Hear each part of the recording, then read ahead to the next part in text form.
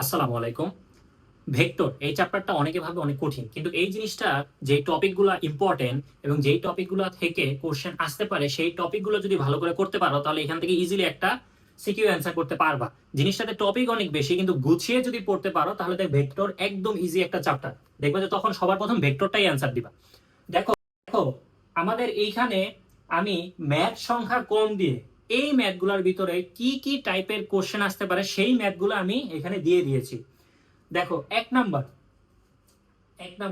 ক্লাসটা একটু কষ্ট করে মনোযোগ দিবা এবং অবশ্যই নোট করবা। সবার প্রথম দেখো যত রকমের কোশ্চেন হয় ভেক্টর থেকে সব আমি দিয়ে দিছি। 1 নাম্বার, এখানে বলা হয়েছে এই হলো একটা চিত্র দেওয়া আছে। কি চিত্র? একটা চিত্র দেওয়া হলো, এটা হচ্ছে এক্স অক্ষ, এটা আমরা জানি কি ওয়াই অক্ষ।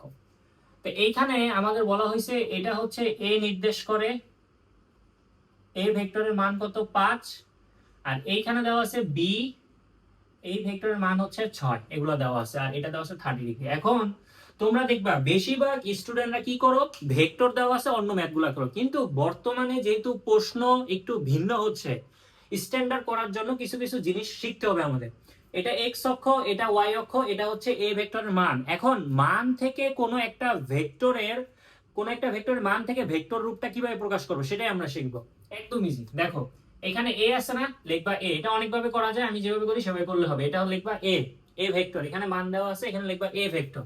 লেখার পরে এখানে লিখবা এ কস আলফা। কি লিখবা?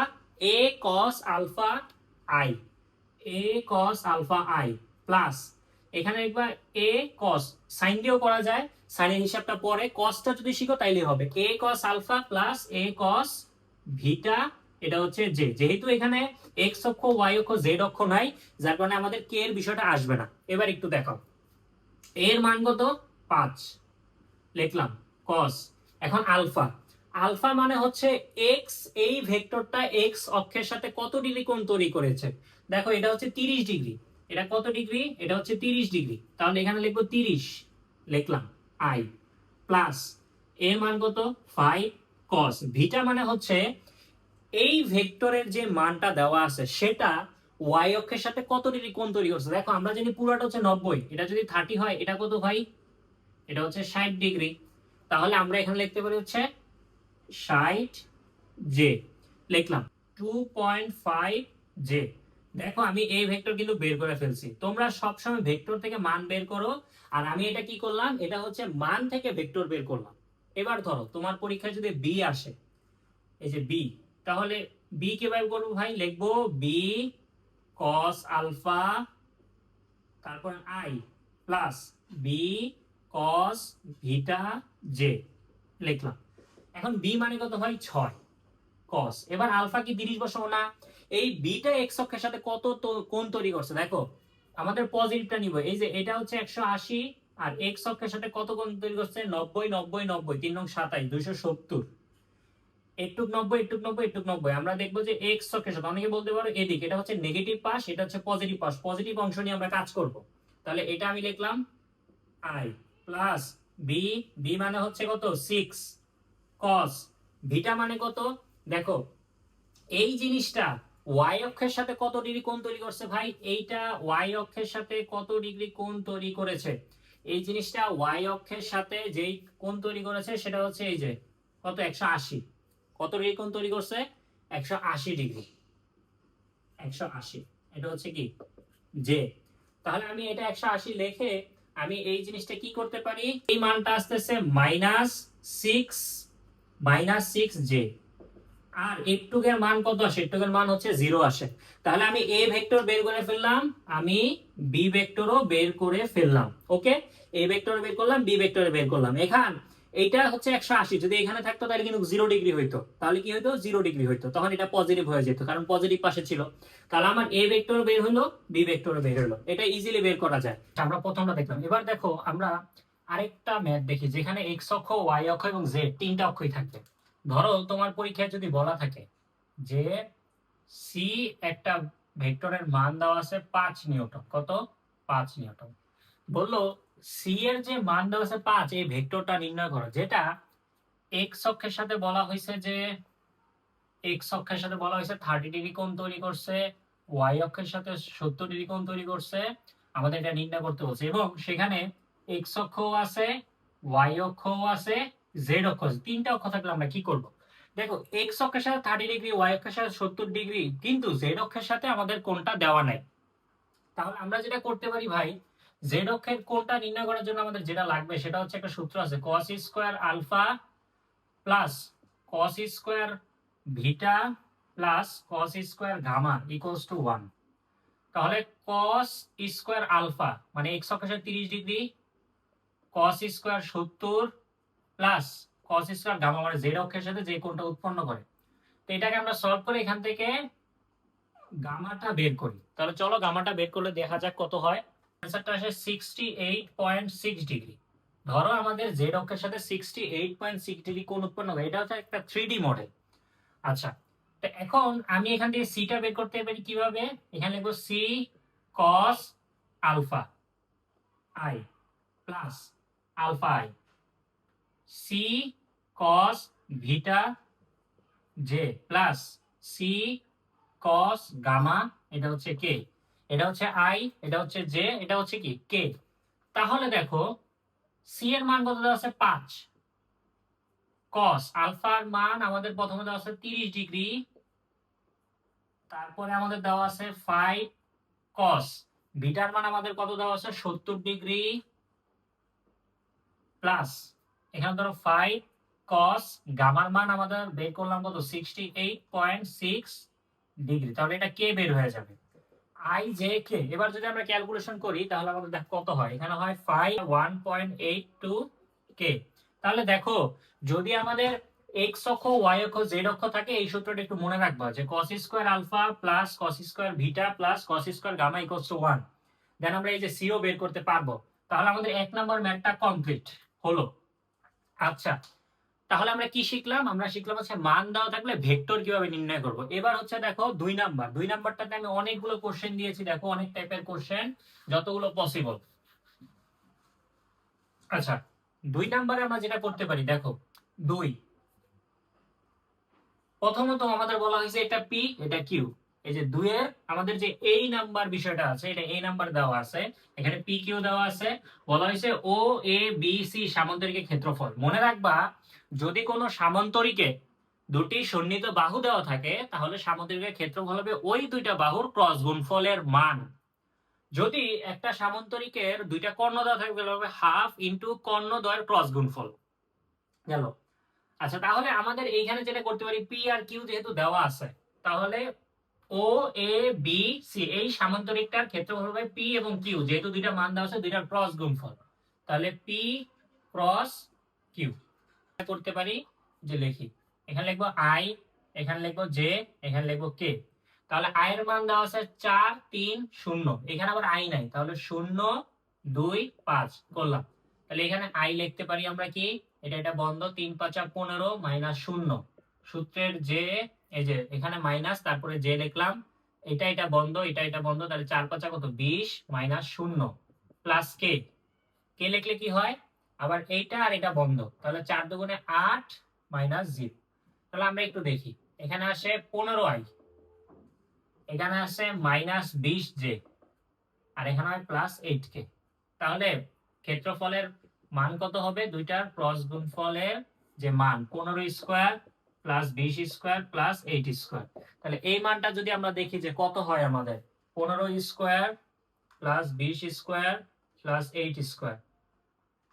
আচ্ছা, এইটা ক্যালকুলেশন করলে আমাদের হয় 26.25 বর্গ একক। আচ্ছা, আমাদের এটা বেরো গেল। এবার বলা হয়েছে ও A B, O A B.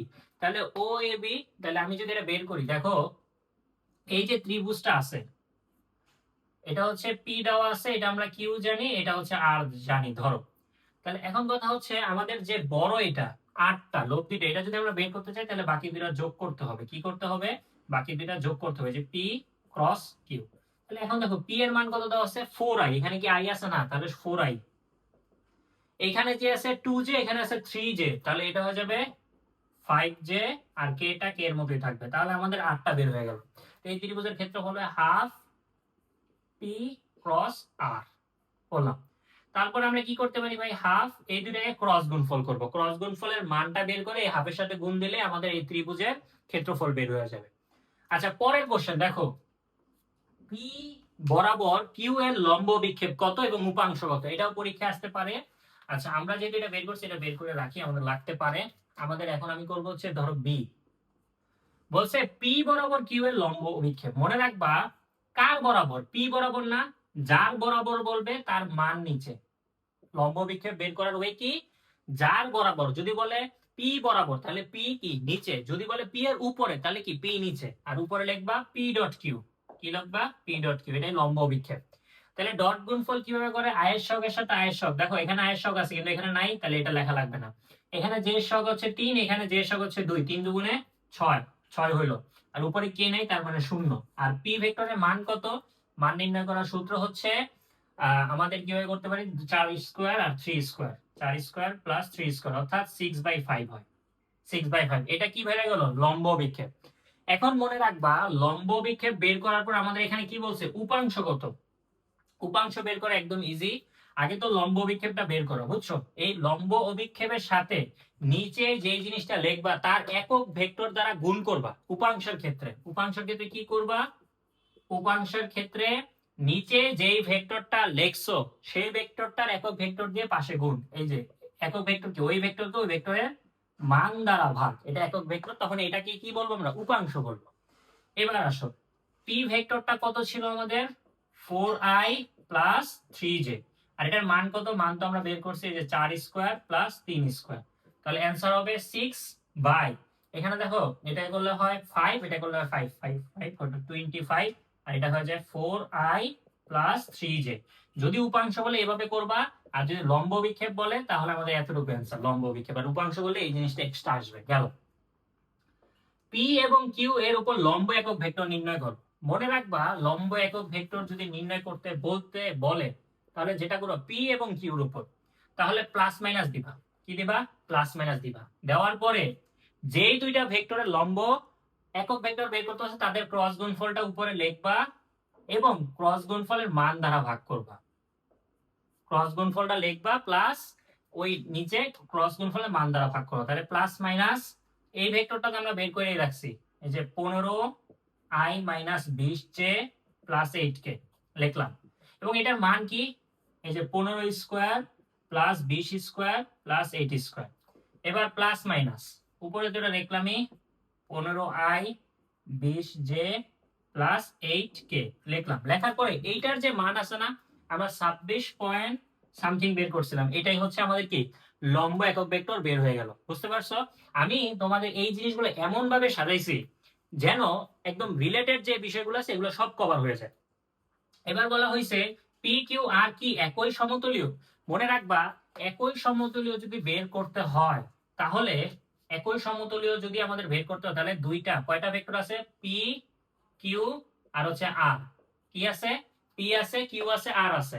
তাহলে যে কোনো দুইটার ক্রস গুণফল, যে কোনো দুইটার ক্রস গুণফলের সাথে আরেকটা ভেক্টরের ডট গুণফলের মান করবা। করার পরে যদি শূন্য হয়, ধরো p cross q, p cross q মানে একক আগে তোমার ক্রস গুণফল করবা। দেখো আমরা ক্রস গুণফল করে রাখছিলাম কত, এই যে 15i minus 20j plus 8k লিখলাম, এই যে ক্রস গুণফল করে রাখছি। এবং এই ক্রস গুণফলের সাথে আর এর যে মানটা আছে না, এই যে আর এর মান কি বের করছিলাম 4i, তারপরে হচ্ছে 5j প্লাস 5k, এটা বের করছিলাম না। এই যে এইটা এবং এইটা আর এর মান এবং এই দুইটার ক্রস গুণফলের মান যদি আমরা শূন্য প্রমাণ করতে পারি তাহলে একই সমতুল্য, আর যদি শূন্য প্রমাণ না হয় তাহলে একই সমতুল্য না। যেমন এই যে 15 এর সাথে 4, আয়ের সহগের সাথে আয়ের সহগের গুণ, আমরা জানি 4 15 কত 60, 60 হলো। 20 এর সাথে যখন আমরা এটা গুণ করব তাহলে কত হয়, 5 20 100 মাইনাস 5 8 40, এই যে এটা গেল 5 আর 8, এই দুইটা গুণ করলে কত, 5 8 40। তাহলে 4, এই যে 4 15, তাহলে 4 15 আমাদের কত হইতেছে 60, তারপর 4 5 এই যে 5 20 100 আর 5 8 40। তাহলে আমাদের এই জিনিসটা আলটিমেটলি 0 হয়। তাহলে এই তিনটা ভেক্টর কি হবে, একই সমতলীয় অবস্থিত হবে। আচ্ছা গেল। তারপর ই নাম্বার কোশ্চেনে বলা হয়েছে পি ভেক্টরটি এক্স ওয়াই এবং জেড অক্ষের সাথে কত ডিগ্রি কোণ উৎপন্ন করে। একদম ইজি, দেখো ভাই পি যে ভেক্টরটা আছে ই নাম্বার পি যে ভেক্টরটা আছে সেটা লিখি। পি ভেক্টর দেওয়া আছে 4i প্লাস 3j। মনে রাখবা এক্স অক্ষ বরাবর আই কাজ করে, ওয়াই অক্ষ বরাবর জে কাজ করে, তারপর জেড অক্ষ বরাবর কি কাজ করে, কে কাজ করে। তাহলে তোমার পরীক্ষায় যদি বলে এক্স অক্ষের সাথে কত ডিগ্রি কোণ তৈরি করে, তাহলে কিভাবে করবা, লিখবা আলফা সমান সমান কস ইনভার্স এই দিয়ে দিবা। যদি বলে ওয়াই অক্ষের সাথে কি লিখবা, beta equals to cos inverse. যদি বলে জেড অক্ষের সাথে কত, gamma equals to cos inverse. এই জিনিসটা লিখবা সবার প্রথম। লেখার পরে দাগ দিবা, তিনটা দাগ দেওয়ার পরে কার বলছে, পি এর না। এবার এক্স অক্ষ বরাবর কোন ভেক্টর কাজ করে ভাই, আই। তাহলে আই এর সব কত, 4 না, এখানে 4 লিখে দিবা। দেখো ওয়াই অক্ষ বরাবর কে কাজ করে, জে, তাহলে এখানে জে এর সবটা লিখে দিবা। জেড অক্ষ বরাবর কে, এখানে কে আছে নাই, তাহলে এখানে 0 লিখে দিবা। গেল। এবার হচ্ছে যেই ভেক্টরটার কথা বলছিল না, সেই ভেক্টরটার মানটা দিয়ে ভাগ করবা। 4 4 16, 3 3 9, তাহলে 25 5, এই যে 5 হয় 5 হয় 5 হয়। তাহলে আমাদের এই যে cos ইনভার্স 4/5, তাহলে আমরা লিখতে পারি cos ইনভার্স 4/5, এটার মান আসে 36.87। তারপরে ধরো cos ইনভার্স 3/8, 3/5, cos ইনভার্স 3/5, এটার মান আসে 53.13। তারপরে আমাদের এইটার মান আসে কত, cos ইনভার্স 0, cos এটা হয় 90 ডিগ্রি। তাহলে আমাদের এই যে সবকিছু বের হয়ে গেল, কোন অক্ষের সাথে কত ডিগ্রি কোণ তৈরি করছে, এটা পরীক্ষা আসতে পারে। তারপর বলছে পি এবং কিউ পরস্পর লম্ব নাকি। মনে রাখবা দুইটা ভেক্টরের ডট গুণফলের মান যদি 0 হয় তারা পরস্পর লম্ব হয়। তাহলে আমরা একটু দেখি ডট গুণফলের মান কি 0 হয় নাকি, পি এবং কিউ। এফ নাম্বার আমাদের দেওয়া আছে পি, পি দেওয়া আছে 4i প্লাস 3j, কিউ দেওয়া আছে 2j প্লাস 5k। তাহলে এই দুইটা ডট গুণফল, এই যে পি কিউ, এই দুটো যদি ডট গুণফল হয়, দেখো 4 দুগুণে কত হয় 8, প্লাস আমাদের এইখানে আয়শকের সাথে আয়শক গুণ। আমরা যদি পি ক্রস কিউ করি, পি ক্রস কিউ, তাহলে কি লিখতে পারি, দুইটা ভেক্টর পরস্পর লম্ব শর্ত হচ্ছে তাদের ডট গুণফলের মান 0। পি ডট কিউ সমান সমান আয়ের শক এখানে আছে এখানে নাই, তাহলে 0। জে শক এখানে আছে এখানেও আছে, 3 দুগুণে 6, এখানে কে শক আছে বাট এখানে নাই, তাহলে 0। অর্থাৎ p dot q equals to 6 আসে, নট ইকুয়ালস টু 0। যেহেতু এটা 0 আসে নাই, তারা পরস্পর লম্ব হবে না। গেল। তো এই জিনিসটা তোমার একটা মানে এই রিলেটেড যে কোশ্চেনগুলো আছে সবগুলোতে আমি এক জায়গায় দিয়েছি, সেটা ভালো করে প্র্যাকটিস করবা। এবার আসো নদী নৌকা। নদী নৌকা, আচ্ছা নদী নৌকার যে বিষয়টা আছে সেটা যদি আমরা একটু দেখি।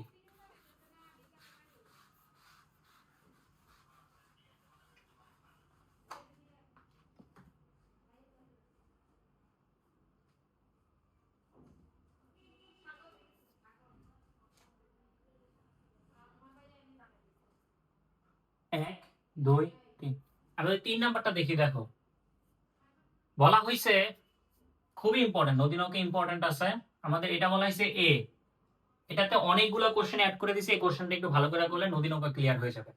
এটা হচ্ছে এ, এটা হচ্ছে বি, এটা হচ্ছে ডি এবং এটা কি সি, এটা দেওয়া আছে। বলা হয়েছে সোহেল কে, সোহেল, সোহেল হচ্ছে এ থেকে বি বরাবর রওনা দিল কত বেগে, 8 কিলোমিটার পার আওয়ার বেগে রওনা দিল। এবং নদীর প্রশস্ত কত ছিল, নদীর প্রশস্ত বা নদীর প্রশস্ত না, আমাদের এইটা হচ্ছে কি সোহেল 8 কিলোমিটার পার আওয়ার বেগে রওনা দিছিল এবং স্রোতের বেগ ছিল 4 কিলোমিটার পার আওয়ার। কত, 4 কিলোমিটার পার আওয়ার। এবং সে ঠিক এই বিন্দুতে পৌঁছালো, ডি বিন্দুতে পৌঁছালো। প্রথম কোশ্চেন আমাদের, সোহেল কোন দিকে গেলে ডি বিন্দুতে পৌঁছাবে। দেখো ডি হচ্ছে কত, একদম ঠিক অপর পাশে 90 ডিগ্রি এখানে, আমাদের থিটার মান কত 90। তাহলে আমরা যেটা করতে পারি টেন থিটা আলফা বের করতে হবে। টেন থিটা সমান সমান যার সাথে অ্যাঙ্গেল সে নিচে সিঙ্গেল, কার সাথে অ্যাঙ্গেল, এই অ্যাঙ্গেলটা কার সাথে 4, তাহলে এখানে লিখবো 4 প্লাস এখানে লিখবো 8 সাইন আলফা, এখানে লিখবো 8 কস আলফা। লিখলাম দুইটা বেগ আছে, যার সাথে অ্যাঙ্গেল সে নিচে সিঙ্গেল অবস্থা বসবে, বাকিগুলোর সাথে সাইন আর কস বসবে। এবার হচ্ছে ভাই কত 1090, 8 sin alpha 4 plus 8 cos alpha। 1090 মানে কত, 1090 মানে হচ্ছে 1/0 লিখলাম। এখানে হবে 8 sin alpha, এখানে হবে 4 8 cos alpha, আর আগে গুণ দেই 4 plus 8 cos alpha equals to 0, তাহলে cos আলফা সমান সমান মাইনাস 1/2, একবারে লিখে দিলাম আলফা সমান সমান 120 ডিগ্রি। তাহলে আমাদের প্রথম অ্যান্সারটা কি হবে? সোহেল 120 ডিগ্রি করে রওনা দিলে ডি বিন্দুতে পৌঁছাতে পারবে। এক নাম্বারটা ক্লিয়ার। সোহেলের ক্ষেত্রে নৌকা এবং স্রোতের লব্ধি বেগ কত? লব্ধি বেগ বলছে, তাহলে লব্ধি বেগ যেহেতু বলছে এটা বের করা একদম ইজি। দেখো সেটা হচ্ছে আমরা কি লিখবো, আর সমান সমান সোহেলের বেগ কত 8, তারপরে হচ্ছে স্রোতের বেগ কত ছিল 4, স্কয়ার পি স্কয়ার টি স্কয়ার 2p/q cos আলফা, তাদের মধ্যবর্তী কোণ ছিল 120। তাহলে এটা যদি আমরা ক্যালকুলেশন করি তাহলে আমাদের এখানে আছে রুট 8 স্কয়ার 4 স্কয়ার তারপরে 2 × 8 × 4 cos 120, এটা ক্যালকুলেশন করলে আসতেছে 6.93 কিলোমিটার পার আওয়ার। একদম ইজি, কমপ্লিট হয়ে গেল বি নাম্বারটা। এবার বলা হয়েছে নদীর প্রশস্ত কত। তা নদীর প্রশস্ত যদি বের করতে হয় তাহলে এখন একটা জিনিস আমাদের প্রশ্নে দেখি আর কি কি দেওয়া আছে। আমাদের প্রশ্নে বলা হয়েছে 10 মিনিট পর নদীর প্রস্থ এডি বরাবর ডি বিন্দুতে পৌঁছালো। টাইম দেওয়া আছে, আমরা জানি টি সমান সমান নদীর প্রশস্ত, নদীর প্রশস্ত, নদীর প্রশস্ত, আর এখানে হচ্ছে নৌকার বেগ, নৌকার বেগ সাইন আলফা, এই হচ্ছে সূত্র। তাহলে এখানে কত আছে 10 মিনিট না, তাহলে আমরা এখানে লিখবো 10, কত লিখবো 10 মিনিট আছে সেকেন্ডে নিব, আর এটা তো আমি বেরই করব। এটা ধরো হচ্ছে এডি, কত এ থেকে ডি নদীর প্রশস্ত লিখলাম। নৌকার বেগ কত কার ক্ষেত্রে? সোহেলের ক্ষেত্রে, তাহলে 8 সাইন আলফা বের করছিলাম 120। তাহলে আমাদের এখানে এডি কত হয়? এডি হচ্ছে 10 × 60 × 8 সাইন 120। তাহলে এটা যদি আমরা ক্যালকুলেশন করি আমাদের আসতেছে 415.6.921। এটা কিসে আসতেছে? আমাদের এই জিনিসটা আসতেছে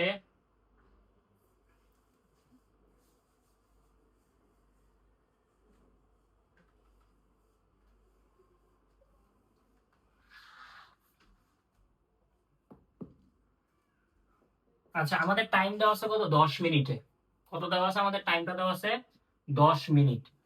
তাহলে আমাদের এখানে আবার কি দেওয়া আছে? নৌকার বেগ। নৌকার বেগ আমাদের আবার দেওয়া আছে কিলোমিটার পার আওয়ারে। তাহলে আমাদের নৌকার বেগ যেহেতু কিলোমিটার পার আওয়ারে আছে তাহলে আমাদের যে সময়টা দেওয়া আছে সেই সময়টাকে আওয়ারে নিতে হবে। তাহলে 10 মিনিট এটাকে যদি আমরা 60 দ্বারা ভাগ করি তাহলে দেখো নদীর প্রশস্ত এডি আর নৌকার বেগ, নৌকার বেগ কত দেওয়া আছে আমাদের 8, সোহেলের ক্ষেত্রে সাইন আলফা, আলফা কত 120।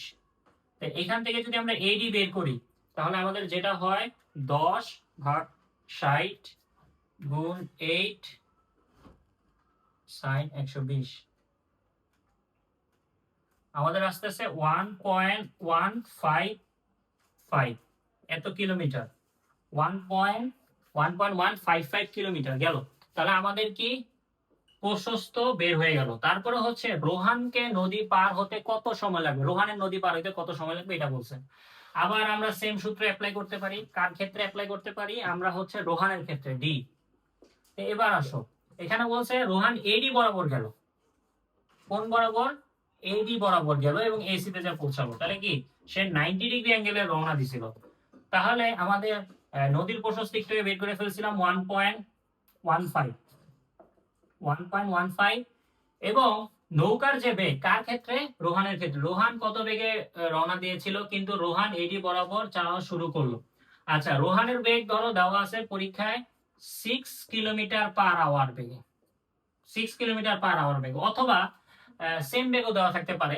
তাহলে এই লিখলাম, লেখার পর এখানে লিখবো সাইন 90। তাহলে আমাদের এইটা কত হয়? 1.15 ডিভাইডেড বাই সাইন 90, এটা ক্যালকুলেশন করলে হয় 0.192 আওয়ার্স লাগছিল কার? রোহান। এবার ই নাম্বার কোশ্চেনটা অনেকে কঠিন ভাবে, কিন্তু এটা কঠিন, আমরা এডি অলরেডি বের করছি, আমাদের ডিসিটা বের করতে হবে আর কিচ্ছু না। ডিসি, ডিসি কিভাবে বের করা যায় দেখো তো ভাই। আমি যেহেতু এডি জানি, এ থেকে ডি জানি, তাহলে ডিসি ইজিলি বের করতে পারবো। তাহলে আমাদের এই ছোট্ট কোণটাকে বের করতে হবে। তাহলে আমরা লিখতে পারি টেন থিটা, যার সাথে অ্যাঙ্গেল, কার সাথে অ্যাঙ্গেল আছে?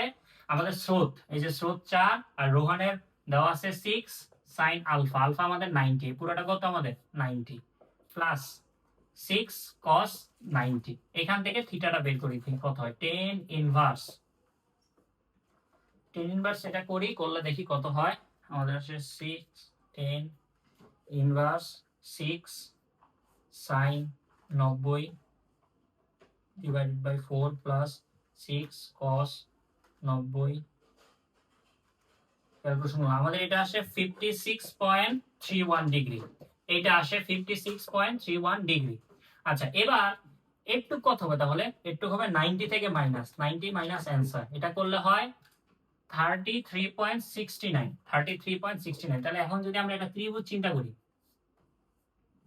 এই কোণটা কত বের করছি? 33.69। আমরা এই জিনিসটা কত জানি ভাই? 1.15 কিলোমিটার। তাহলে এটা বের করতে পারবো না, এটা হচ্ছে এ, এটা হচ্ছে ডি, এটা হচ্ছে সি। তাহলে ডিসি কত বের করব? আমরা ডিসি বের করতে পারি হচ্ছে টেন থিটা সমান সমান লম্ব বাই ভূমি। তাহলে কোণের বিয়োগটা লম্ব ডিসি, আর এটা হচ্ছে এডি। তাহলে 10 33.69 ডিসি বের করবো, আর এটা দেওয়া আছে 1.15 বের করছিলাম ডিসি। তাহলে আমরা লিখতে পারি 10 3.69 ইন্টু 1.15।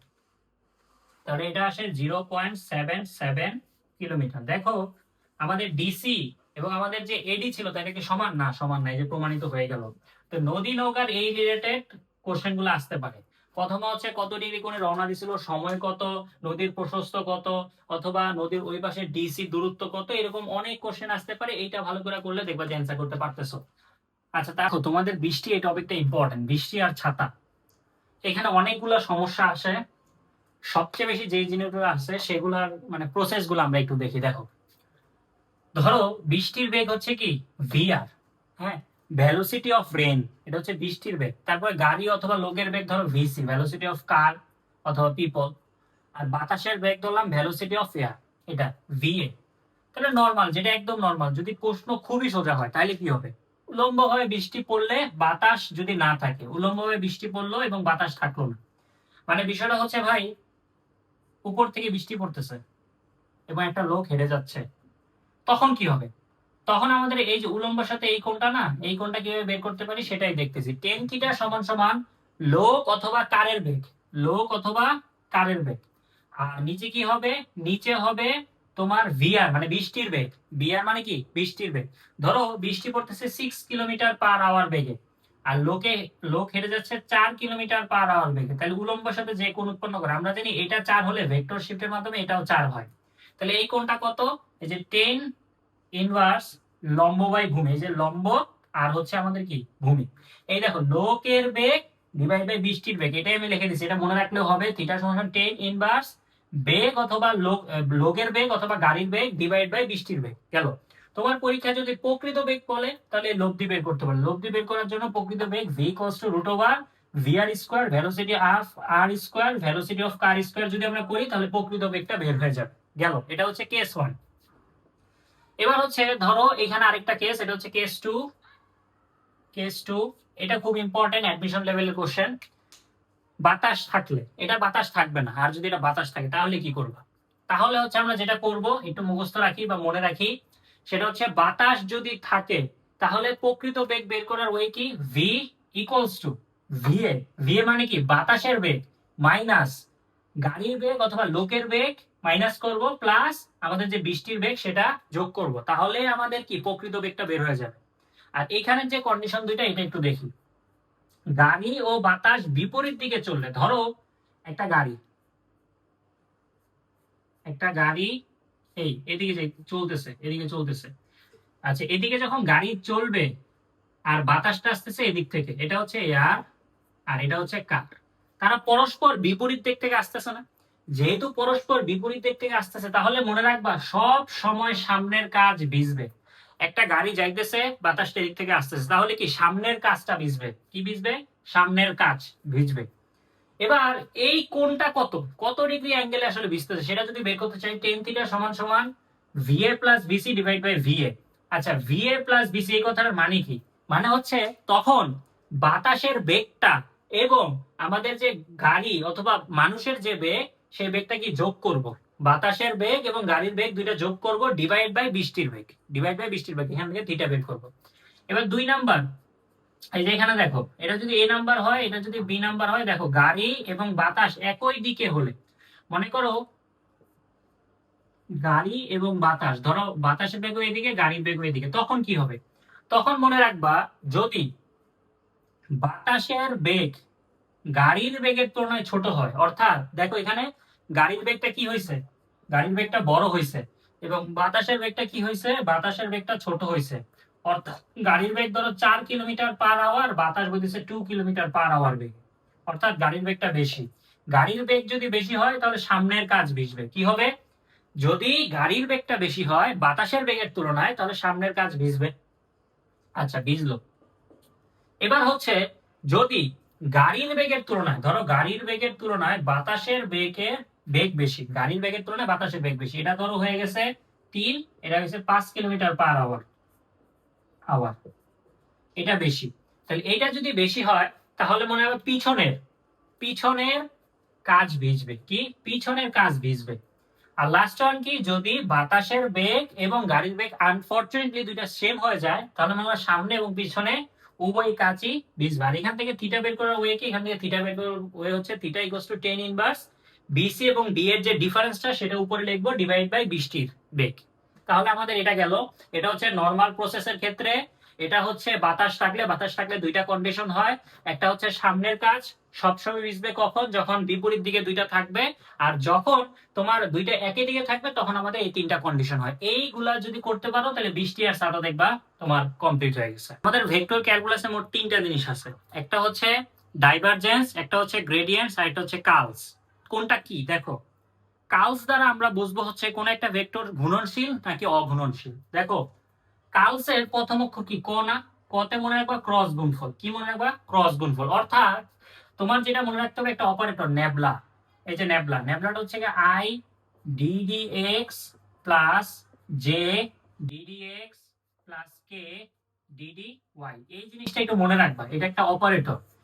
এই নেবলার সাথে যে ভেক্টরটা দেওয়া থাকবে, ধরো একটা ভেক্টর দেওয়া আছে এ ভেক্টর, কি দেওয়া আছে এ, তোমার পরীক্ষায় আসতে পারে এই ভেক্টরটা কি ঘূর্ণনশীল নাকি অঘূর্ণনশীল, অথবা আসতে পারে এটা দ্বারা কি সলিনয়েড গঠিত হবে নাকি। তখন আমরা কি করব, মনে রাখবা কার্লস, ডাইভারজেন্স, গ্রেডিয়েন্ট।